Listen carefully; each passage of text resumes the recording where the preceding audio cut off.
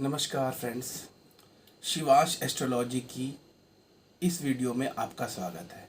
मैं आपका अपना गौरव नागर आपके हृदय में विराजमान उस परम पिता परमात्मा को हृदय से प्रणाम करता हूँ। आज की वीडियो में हम बात करेंगे जेमस्टोन यानी कि रत्नों के बारे में और उनको किस फिंगर में पहना जाए इसके बारे में।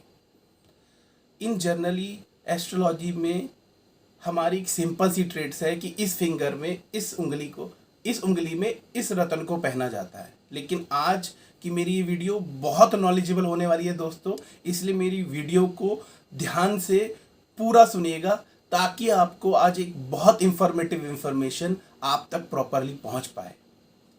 जी हाँ दोस्तों, हम बात करेंगे 1 बाय 1 फिंगर्स के बेसिस पे कि कौन सी फिंगर किस काम आती है। सबसे पहले हम बात करेंगे कि हमारे दो हैंड होते हैं, left hand and right hand. जो हमारा लेफ्ट हैंड होता है ये हमारे सबकॉन्शियस माइंड को रिप्रेजेंट करता है। इसलिए जब भी हम कोई स्टोन बताते हैं तो हम ये देखेंगे कि हमारी नवमांश कुंडली के अंदर अगर कोई ग्रह और उससे रिलेटेड प्रॉब्लम है तो हम लेफ्ट हैंड के अंदर उस फिंगर को पहनाएंगे। दूसरा होता है राइट हैंड। राइट हैंड हमारे आउटर माइंड को और लॉजिकल अवेयरनेस को रिप्रेजेंट करता है, यानी हमारी लग्न कुंडली को। तो अगर हमें लग्न कुंडली का आकलन करते हुए किसी ग्रह या किसी हाउस को लेके कोई समस्या आती है और करना चाहते हैं तो हम वो राइट हैंड से रिलेटेड फिंगर्स के बारे में हम उसको सजेस्ट करेंगे। तो आज मैं एक बहुत इंपॉर्टेंट चीज़ क्लियर करने जा रहा हूं जो बड़ी दुविधा होती है हमारे क्लाइंट्स को भी और हमारे जो फेलो एस्ट्रोलॉजर्स हैं, जो ज्योतिष सीख रहे हैं और जो ज्योतिष प्रैक्टिस कर रहे हैं, कि लेफ्ट हैंड और राइट हैंड में से किस फिंगर में किस हैंड में कौन सा रत्न पहनाया जाए। अब हम बात करते हैं finger two finger. Right hand से हम बात करेंगे, सेम एप्लीकेबल होगा लेफ्ट हैंड के ऊपर। तो अभी हम बात करते हैं हमारी फर्स्ट फिंगर, जिसको इंडेक्स फिंगर भी कहते हैं, यानी कि तर्जनी उंगली, और ये एयर एलिमेंट को रिप्रेजेंट करती है। मैं आपको उसके एलिमेंट्स के बारे में भी बताऊंगा ताकि कोई हमारे फेलो एस्ट्रोलॉजर्स या ज्योतिष की प्रैक्टिस करने वाले लोग या आप भी, आपके लिए भी इंफॉर्मेशन हो कि अगर हम किसी अपने तत्व को बैलेंस करना चाहते हैं तो वो भी हम उस फिंगर और उस रत्न के माध्यम से उसको बैलेंस कर सकते हैं। तो ये हमारी इंडेक्स फिंगर है जिसको हम तर्जनी उंगली बोलते हैं। ये हमारे एयर एलिमेंट को रिप्रेजेंट करती है और इन जनरल ये कहा जाता है कि ये जुपिटर यानी गुरु ग्रह की उंगली है।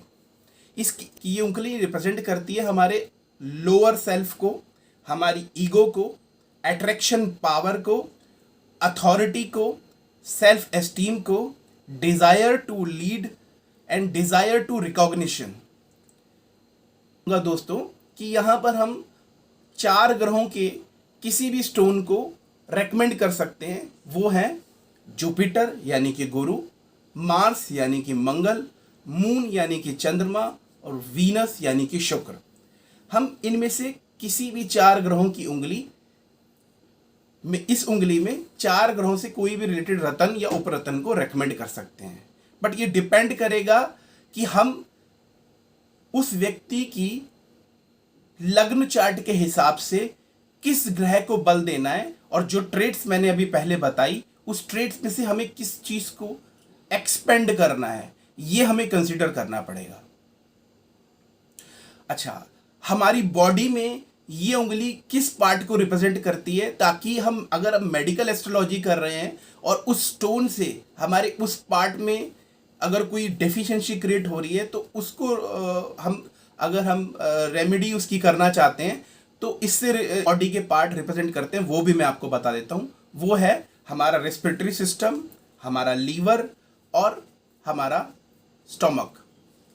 तो अब हम बात करेंगे दोस्तों मिडिल फिंगर यानी मध्यमा उंगली के बारे में, जो कि अर्थ एलिमेंट को रिप्रेजेंट करती है और इसको सैटर्न यानी कि शनि की उंगली भी कहा जाता है। और ये उंगली रिप्रेजेंट करती है कि हमारा रोल लाइफ में क्या हो, लाइफ के प्रति हमारा रोल क्या है, और वो थिंग्स जो कि कंट्रोल करती हैं हमें, वो and to whom we responsible for. तो इस फिंगर में अगर हम कोई रतन रेकमेंड करते हैं तो वो हमारे अंदर सेंस ऑफ रिस्पॉन्सिबिलिटी बढ़ाएगा, जो हमारे वर्क में फोकस को क्रिएट करेगा और अनुशासन यानी डिसिप्लिन को कंट्रोल करेगा। तो इस उंगली में हम लगभग 3 ग्रहों के रतन रेकमेंड कर सकते हैं, जो कि है सैटर्न यानी कि शनि, मरकरी यानी कि बुध और वीनस यानी कि शुक्र। तो सैटर्न का रतन होता है ब्लू सफायर, मरकरी का रतन होता है एमरल्ड यानी कि पन्ना, और वीनस का रतन होता है ओपल या डायमंड। और ये जो फिंगर है ये हमारे किस बॉडी पार्ट को रिप्रेजेंट करती है? ये हमारी बोन्स को रिप्रेजेंट करती है, ये हमारी नर्व्स को रिप्रेजेंट करती है, और ये हमारे ब्रेन एंड मेंटल फंक्शन को रिप्रेजेंट करती है। अब हम बात करेंगे अपनी तीसरी फिंगर, जिसको हम बोलते हैं रिंग फिंगर। जी हाँ दोस्तों, रिंग फिंगर, इसको हम अनामिका उंगली भी कहते हैं। और ये जो है, ये रिंग जो है रिप्रेजेंट करती है सन को यानी कि सूर्य को। और इस उंगली की जो स्पेशली ये उंगली किस चीज़ को रिप्रेजेंट करती है वो मैं आपको बताता हूँ। हमारी artistic quality, love, grace and beauty and emotion and heart and creativity. तो अगर हम अपने किसी भी ग्रह को मजबूत करना चाहते हैं, हम अपने प्लेजर्स को, सुखों को और लाइफ एग्रीमेंट्स को इन्हेंस करना चाहते हैं, तो हम यहाँ पर उसकी कुंडली के अकॉर्डिंग कौन सा ग्रह है जिसको हम सपोर्ट करना चाहते हैं और उसका क्या स्टोन है, ये हम उसको रेकमेंड कर सकते हैं। जैसे कि यहाँ पर 3 प्लैनेट्स के स्टोन को हम रेकमेंड कर सकते हैं, like sun, Venus and Mars. तो सन यानी कि सूर्य, इसका रतन होता है माणिक्य। वीनस यानी शुक्र, इसका रतन होता है ओपल या डायमंड। और मार्स, इसका रतन होता है मूंगा यानी कि कोरल। और इस उंगली से रिलेटेड जो बॉडी पार्ट हमारे लिंक करते हैं, जिसको हम ट्रीट कर सकते हैं कुंडली में एनालाइज करते हुए, वो है stomach, heart, bones, eye sight and our blood circulation. जी हाँ दोस्तों, अब हम बात करेंगे अपनी 4th फिंगर यानी कि लिटिल फिंगर, जिसको हम हिंदी में कनिष्ठा उंगली भी कहते हैं, जो कि वाटर एलिमेंट को रिप्रेजेंट करती है। और इसका जो रिलेटेड प्लेनेट है वो है मरकरी यानी कि बुध। अब ये उंगली हमारे किस एरिया को रिप्रेजेंट करती है? ये है कि हम वर्ल्ड को कैसे फेस करते हैं, किस तरह से देखते हैं और लोगों से कैसे जुड़ते हैं और खुद को कैसे एक्सप्रेस कर पाते हैं।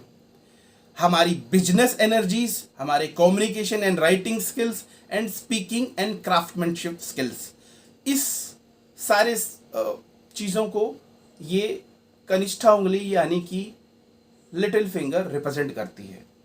यहाँ पर जब भी हम रतन का रेकमेंडेशन करेंगे तो हम ये देखेंगे कि हम क्या चीज़ एनहेंस करना चाहते हैं अकॉर्डिंग टू हिज या देयर कुंडली एनालिसिस। तो हम देखना चाहेंगे कि इस फिंगर के थ्रू ये जो फिंगर है हमारे अट्रैक्ट करती है हमारी इंस्पिरेशंस को, न्यू आइडियाज़ को, क्लियर कम्युनिकेशंस को। और इस फिंगर में जो प्लैनेट के स्टोन हम रेकमेंड कर सकते हैं वो प्लैनेट्स हैं सैटर्न, मरकरी एंड मून।